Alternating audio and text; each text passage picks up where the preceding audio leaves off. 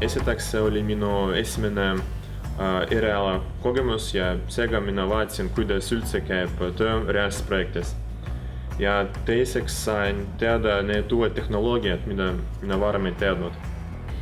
Siit su praktika andis mulle võimaluse töötada mitmete erinevate projektide peal. Ülesanded olid piisavalt keerulised, et pidevalt midagi uut õppida. Praktika on mulle kindlasti andnud enesekindlust, erialaselt kõvasti arendanud. Ma olen saanud tuttavaks paljude arendusvahenditega ja tööriistidega. Kui ülikoolis õppisin seda sama asja, siis ma keskendusin sellele teemale mõned nädalad, aga kui Fujitsusse tulin, siis viisin neid teemasid süvitsi. Siin on üsna soe atmosfäär ja mis mulle meeldis, et kõik inimesed on väga abivalmid ja isegi kui mina vajan abit, mis võtab 1 tund inimese aega, siis see pole probleem, kõik aitavad. Kõige rohkem abi oli juhendajast, aga samas kogu tiim oli hästi toetav, et kui tekkis mõni küsimus, siis aidati hea meelega.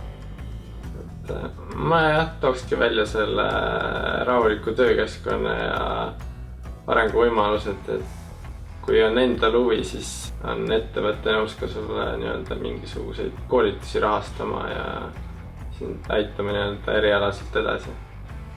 Mina soovitaksin Fujitsu praktikat sellele inimesele, kes huvitub suurtest rahvusvahelistest projektidest. Praktikale võiksid tulla eelkõige 2. või 3. kursuse tudengid. See annab hea aluse edasiseks karjääriks.